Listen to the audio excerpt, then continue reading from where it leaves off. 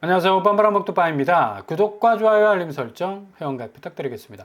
정부에서 신생아 특례 대출 연소득 2억 5천만 원 상한선까지 터주기로 했었는데 이 완화안을 철회했습니다. 그러니까 이전 정부, 윤석열 정부에서 이 신생아 특례 대출 소득 기준을 더 높여줄 것을 추진하는 그런 어떤 정책을 내놨었는데요. 지금 대출 부분에 있어서 젊은 세대 2030이 거의 영끌을 견인하는 어떤 역할을 했기 때문에 정책 대출이라 할지라도 이 정책 대출 자체도 상당히 이 대출 파이가 크게 늘어나는 바람에 이 부분도 체크포인트 점검하지 않는 이상 상당히 리스크를 유발할 수 있는 가능성이 높죠. 그리고 형평성의 원칙에서도 어긋나. 이거 젊은 세대라고, 요즘 젊은 세대들이 더 돈이 많잖아. 그죠? 실질적으로 경제적 능력이 더 있단 말이야. 그러니까 40, 50대, 그리고 60대를 넘어서서 아직 무주택자, 그러니까 내 집 마련을 하기 위해서 준비하시는 분들 파이도 무시 못한다는 얘기죠. 그러니까 신생아 특례 대출이라고 해서 자금 줄기를 이쪽으로 또 무조건 몰아주는 것도 밸런스가 안 맞다는 얘기입니다. 결국에 가서는 연소득 2억 5천만 원 완화안 철회해야죠. 그죠? 어느 정도 1억 3천까지 1억 3천까지 올려주면 이거 파격적인 조건 아닌가? 근데 이걸 2억 5천까지 올려준다는 거는 엄청난 고소득자 아닙니까? 이 고소득자들이 그만큼 집 사는 데 있어서 그것도 신생아 특례 대출이라는 또 특혜까지 딱 이마에 붙이면서까지 이렇게 무방비 상태로 놔두게 된다면 얼마든지 부동산 시장을 찌를 수 있는, 자극할 수 있는 그런 어떤 요인이 될 수가 있다는 얘기죠. 처리를 당연히 해야죠. 소득 요건이 부부 합산 연소득 1억 3천만 원 정도로 엄청나게 상향시켰습니다. 근데 이걸 또 2억 5천만 원 선까지 올려주겠다고 한 건데 이거 당연히 캔슬 시켜야 되는 거고요. 대출 한도는 6월 28일부터 기존 5억에서 4억 원으로 또 축소가 되는 거고, 세대 간의 어떤 형평성 차원에서 지금 4050이 무주택자들이 굉장히 많아요. 실질적으로. 2030은 그래도 경제적 여력이 있잖아. 왜? 일을 할 수 있는 시간이 있으니까, 젊음이 있으니까. 충분히 내 집 마련에 대한 마스터 플랜을 가지고 차곡차곡 준비할 수 있는 나이인데, 이렇게 한꺼번에 자금을 딱 때려주고 몰아주고 밀어주면, 4050은 어찌됐든 젊은 층에 비해서 내 집 마련하는 데 있어서는 굉장한 핸디캡을 가질 수밖에 없다는 얘기입니다. 그죠? 그래서 국토교통부에 따르면 신생아 대출의 소득 요건을 부부 합산 2억 원에서 더는 완화하지 않기로 결정을 했다는 얘기고, 부부 합산 소득 요건을 올해부터 2억 5천만 원으로 늘리겠다고 했던 지난 정부의 안을 캔슬시켰다. 집값 급등 때문에 당연히 정책 대출 부분이 엄청나게 늘어서 이게 부채적인 어떤 파이로 진행이 된다면 결국 시장 개판됩니다. 정책 대출액 증가 나오잖아요. 집값을 끌어올린다는 지적이 계속적으로 이어져 왔어요. 이게 어찌 보면 사각지대였어. 그러니까 젊은이들 결혼시켜야 돼, 또 출생률 증가시켜야 돼, 이런 어떤 국가적 맥락 차원에서는 뭔가 밀어주는 듯한 어떤 스탠스를 취하면서 부동산 부분에서 자기 집 마련하는 데 있어서 엄청나게 지금 자금 줄기를 대주겠다라는 그런 정책을 취했었는데, 오히려 이게 그냥 투기판을 조성하는 데 있어서는 메인이 되는 그런 어떤 역할을 했다는 얘기죠. 대체로 영끌하는 사람들 세대 간의 어떤 계층 비율을 보면 2030이 월등히 많습니다. 그만큼 혈계가 왕성하잖아. 피가 끓어. 피가 끓기 때문에 자기 이 소득 기준에서 한 10배, 20배 되는 집값도 안 무서운 거야. 그냥 간이 배 밖으로 나온 거지. 이게 당연히 엄청나게 그냥 공격적인 어떤 부동산 투자가 아닙니다. 이거 투기지. 그런 식으로 시장을 교란을 시켰던 어떤 원인이 됐었는데, 이제 627 부동산 대책에서 다음 달부터는 정책 대출 총량을 기존 공급 계획 대비 25% 감축하겠다는 건 굉장히 합리적 정책입니다. 그죠? 사각지대에 있었잖아, 솔직히. 젊은 층이라는 건 이전에야 소외계층이다, 내 집 마련하기 위해서 가점이 적어가지고 어떻게 청약도 못했다라는 그런 얘기가 나왔는데, 경제적인 여력을 보면 2030은 거의 그냥 갑이지. 그렇잖아요. 균형을 좀 맞춰야 된다라는 차원에서 이런 정책이 좀 나온 것 같고요. 초강력 대출 규제도 이런 어떤 영끌의 어떤 흐름 차단하겠다는 얘기입니다. 이 대출 규제가 서울 아파트 74% 해당하는 그런 어떤 이 지역에 영향을 미치고 18개구의 대출 감소 타격을 준다. 또 타격이냐? 타격은 아니죠. 정상적으로 자금이 흘러갈 수 있게끔 그냥 바로 잡아 놓은 겁니다. 그죠? 아니, 누가 솔직히 딱 까놓고 한번 얘기해. 사실 4050인데 지금 은퇴도 얼마 안 남았어. 근데 5억 이상의 대출 받는다고? 5억 이상 대출 받으면요, 그냥 액면으로 보자면 월 300만 원 이상 그냥 월급에서 순삭돼 버려. 누가 매월 300만 원 원금이자 갚으면서 5억 이상 대출을 내겠습니까? 2030이 그냥 막 끌고 가면서 그냥 부동산 시장 자체를 그냥 엄청나게 그냥 달궈진 후라이팬으로 만들면서 뭐 6억이 뭡니까? 9억, 10억까지 뭐 대출 받는데. 그러니까 막 집값이 들썩들썩 거렸다는 얘기지. 이 대출 규제는 확실한 어떤 세대 간의 이 뭐랄까 균형을 좀 맞춰놓는 그런 어떤 추의 역할을 할 것으로 보이고요. 이런 어떤 이유 때문에 지금 대출 규제 때문에 한강벨트 곳곳에서 계약 취소 사례가 지금 벌어지고 있는데 약정금 2억도 2억을 포기를 하네. 2억이 누구 집 이름도 아니고 이거. 부동산 시장이 지금 상당히 지금 냉각 이 상황으로 가고 있다. 매수 문의들 거의 뭐 연끌하신 분들은 시금을 전폐할 만하지. 그쵸? 이제 뭐 중도금이야 뭐 어느 정도 나온다 치고 잔금을 마련할 방법이 없어. 고점에서 집을 잡아버린 사람은. 솔직히 고점에서 극악이잖아. 에베레스트야 그냥 집값 자체가. 에베레스트를 아니 나는 100m 뛸 수밖에 없는 이 폐활량을 갖고 있는데 에베레스트를 오르려고 하면 이게 사망 선고 받지. 지금 자금적으로 사망 선고 받는 겁니다. 그 정도로 지금 무리를 해가지고 이거는 투자가 아니잖아. 투기지. 전형적인 투기죠. 그러니까 뭐 곳곳에서 계약 취소 사례가 벌어지고 약정금 2억도 포기할 정도면 이게 지금 2억 포기하는 게 앞으로 지금 다가올 쓰나미 같은 손해를 맞는 것보다 더 이익이 있다고 생각하니까 포기하는 거 아닙니까? 아무튼 현금 뭐 8억 이상 없으면 입주 힘들다라는 어떤 전망이 나올 정도로 야, 참 정말 서울 아파트 평균 시세가 15억이었으니까 이게 말이 됩니까 이게? 비강남구. 아니 5년 전만 해도 수색증산 뉴타운 분양받는데 6, 7억이면 가능했습니다. 근데 지금 14억 6천이야. 그러니까 누가 서울 살겠냐고. 누가 서울 들어와가지고 직주 근접 그런 어떤 온도차, 거리적 온도차를 좀 완화시키면서 일을 할 수 있겠냐고. 경기도 외곽 쪽으로 가면 서울 진입이 너무 어려운데, 차 막히는 거 봐, 그냥 아침부터 실신하게 생겼어, 그냥. 출근하다가 실신한다니까? 그러니까 아무튼 이런 규제가 좀 집값을 정상적으로 좀 꺾어놓을 수 있는, 단기적으로 꺾어놓을 수 있는 어떤 묘약이 될 가능성이 아주 높겠고요. 6억만 대출이 되니까 일단 뭐 손에 들어오는 돈이 자금줄이 그냥 바짝바짝 말라버리니까 뭐 엄청난 시장의 어떤 지형 변화가 충분히 일어날 가능성이 높습니다. 최근 하락 아파트 서울 기점으로 해서 보면 강남구 아파트가 확실히 지금 6월 27일 기점으로 해서 뚝뚝 떨어지고 있죠. 강남이 뭐 알바노다, 우리는 우리의 길을 가련다 라고 하고 있지만 엄청나게 지금 후달릴걸. 그럴 수밖에 없잖아. 계산기 누구보다 디테일하게 두드리는데. 그죠? 고점에 올린 집값 절대로 설거지 안 당하려고 몸부림치는 사람들입니다. 강남 쪽을 주로 노리는 사람들은. 그래서 고가의 아파트 안 사, 오히려. 이게 어느 정도 시점까지 떨어질 때야 그때서야 조금 고려를 해보겠죠. 전세 시세도 마찬가지고요. 용산구, 서초구, 상급지 중심으로 떨어지는 파이가 굉장히 커지고 있는 걸 볼 수가 있습니다. 그리고 양천구 뭐 어마무시하게 뜨겁지 않습니까? 목동.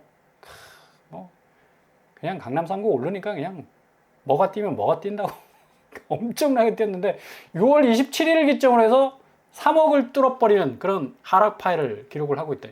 이게 지금 상승분을 이제 이게 말도 안 되는 상승분 아니었습니까? 그 상승분 이제 뱉어내야지. 그죠? 불로소득이야, 불로소득. 그리고 송파구도 역시 지금 거래가 거의 없죠. 잠잠하게 지금 지켜보고 있는데 집주인들이 굉장히 애간장이 탈 겁니다. 결국에 가서는 집값은 떨어질 수밖에 없다. 최대한 40%까지 떨어질 가능성도 높아요. 잘 지켜볼 필요가 있겠고요.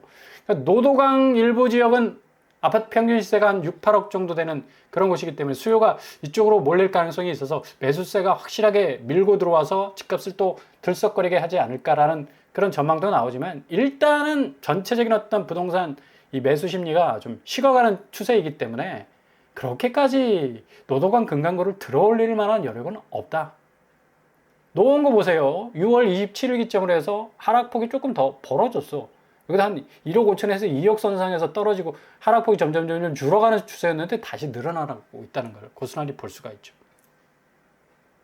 아무튼 전 정부에서 집값 떠받치기 정책 대출로 2년간 무려 100조.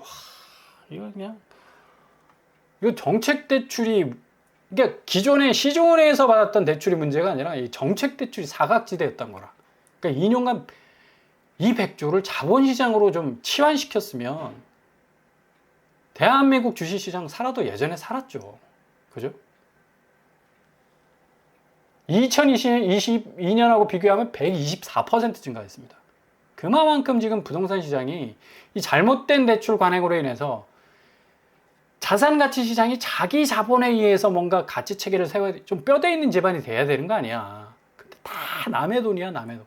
아니, 남의 살은 맛있지. 소고기 먹으면 맛있잖아. 남의 살 구워 먹으면 맛있지. 근데 남의 돈 먹으면 그게 달콤한 것 같은데 결국에 가서는 아파트 시장에서는 그게 다 리스크입니다. 부실이고 채무가 되는 거잖아. 그래서 저출생을 해결하기 위해서 저 대출 부분을 그냥 입을 찢을 정도로 그냥, 아유, 더덥네. 입을 찢을 정도로 그렇게 벌려줬는데 이거 안 된다는, 이 근본적인 대책이 안 돼. 집값을 먼저 잡아야죠. 집값이 떨어져야 출생률이 늘어날 수 있다니까. 왜? 결혼이 가능하니까. 집값이 이렇게 천정부지로 올라가는데 누가 결혼해? 누가 애를 낳아? 못하잖아요. 미션이 임파서블이야. 그래서 신생아 대출 상향 없었던 일로 하자. 잘한 겁니다. 결국에 가서 세대 간의 어떤 내 집 마련에 대한 어떤 형평성도 좀 맞춰 가야 되는 거고. 대출 규제 나오기 전에 뭐 영끌비2 주체가 누구였습니까? 2030이었잖아. 솔직히 말해서. 4050이 뭐 미쳤다고 영끌비2 하겠습니까? 인생 수중전, 공중전, 스타워즈까지 다 그냥 온 세월 그냥 얼굴에다 몸에다 다 맞아 들였는 사람들이 어떻게 영끌비2 하겠어? 가계대출 자체가 6월은행 가계대출이 하루 평균 1665억 원 증가했답니다. 얼마나 공격적으로 한 겁니까? 신용대출도 뭐 103조 증가를 했고, 국민신한 하나, 우리 농협 가계대출 잔액이 750조야, 750조. 아, 진짜 징하다, 징해. 그죠? 그러니까 이런 어떤 불필요한 자금의 흐름이 좀 선순환돼야 된다. 너무 부동산 시장에 굳어져 있어요. 동산이 아닌 부동산, 움직이기 힘든 어떤 시장임에도 불구하고 너무나 빛의 속도로 자금이 빨려 들어갔기 때문에. 그리고 또 뭡니까? 우리나라는 가치는 시장에서 결정이 안 돼. 집주인 이바구에서 결정이 되지. 호가 띄우기. 그죠? 아, 네, 우리 집은 실거래가는 한 7억 하는데 10억 정도 가야 되지 않겠습니까? 10억. 그냥 내 집이 10억 되는 호가 띄우기 밖을도 속출합니다. 이거. 그죠? 거래 안 된 매물도 신고가 거래로 딱딱 올라오니까 이거는 그냥 미친 듯이 그냥 집값이 올라가는 듯한, 너도 나도 그냥 고점에다 그냥 내 집값을 물려버리는 그런 어떤 상황이 발생이 됐고, 신고가 밖을이 가격 기대 심리를 뭐 엄청나게 가격 왜곡 현상입니다. 이건 완전히 시장 교란이야. 이거는 확인되지 않은 신고가 소식이 뭐 매도자들의 호가 인상에 기름을 붓고 있었고, 이러다 보니까 그냥 나라가 그냥 제대로 돌아갈 리가 있겠습니까? 그러니까 이번에 확실하게 대출 규제 싹을 딱 잘라버리니까 이거 완전히 지금 한강 벨트 라인을 중심으로 해서 거래가 다다다다다다닥 그냥 도미노 넘어지듯이 취소될 수밖에 없다. 동원할 수 있는 자금이 없으니까.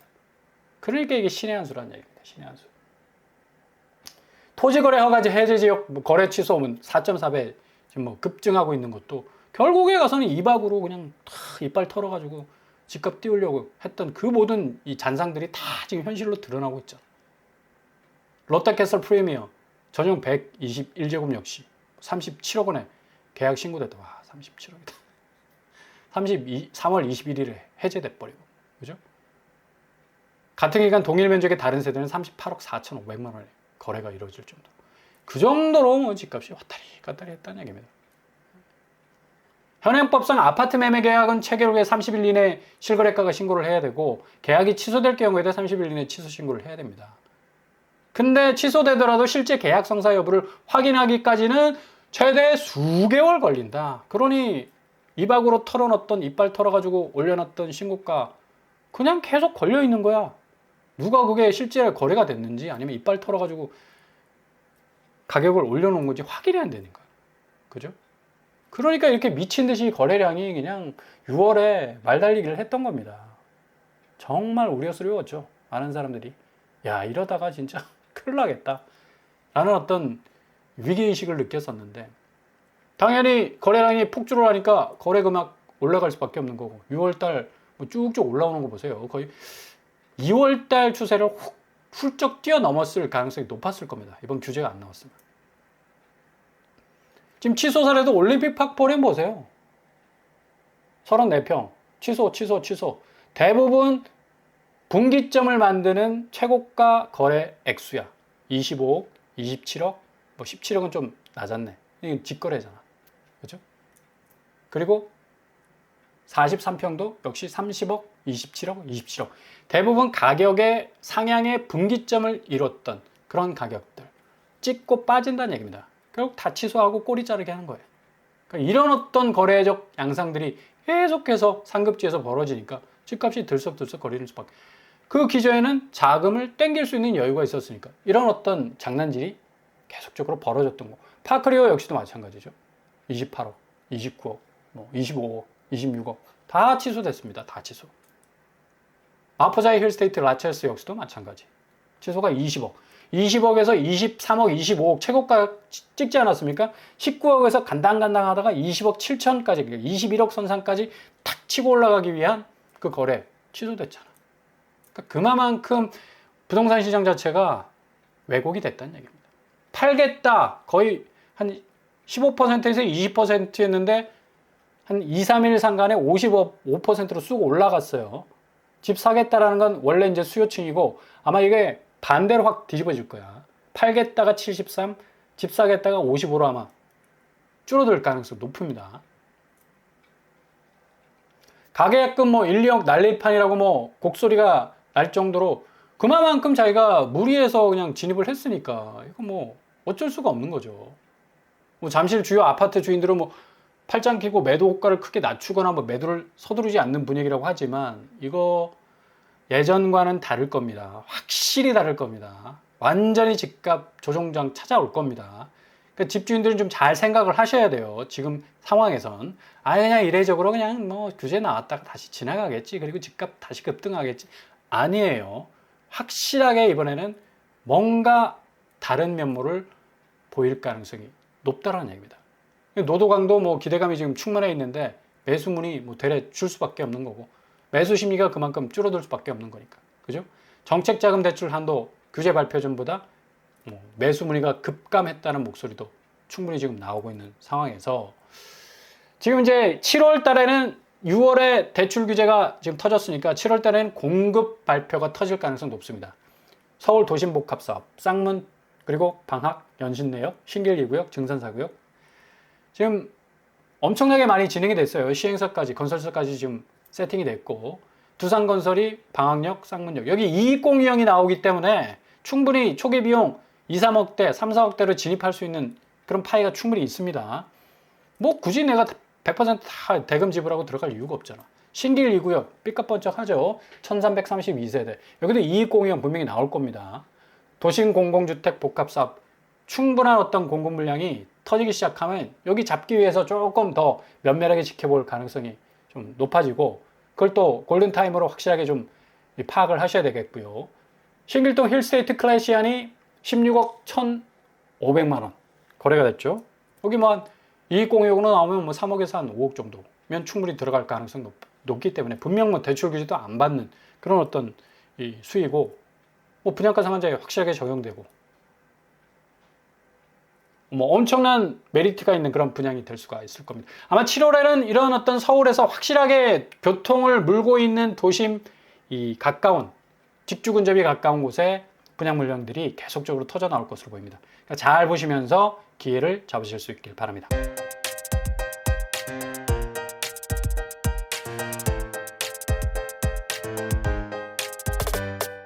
오늘의 부동산 계획거쳐 역시 지금 상당히 혼조세를 보였던 부동산 시장이 확실히 한꺼번에 정리되는 듯한 그런 느낌이 들죠. 이제 자금줄이 더 이상 왜곡돼서 부동산 시장에 머물기는 굉장히 어려워졌다. 그래서 자본시장의 어떤 성장 그리고 전체적으로 국가 경제의 이 자금 회전이 좀 선순환적으로 돌아갈 가능성이 굉장히 높아졌습니다. 부동산 시장 정상화될 가능성 높습니다. 집값 확실하게 꺾일 겁니다. 잘 지켜보시면서 골든타임 잡으실 수 있길 바랍니다. 올동을합니다. 항상 여러분의 길이 꽃길만 되실 수 있길 바랍니다. 이상으로 뻔뻔한 먹특방을 마치겠습니다. 구독과 좋아요 부탁드립니다. 감사합니다.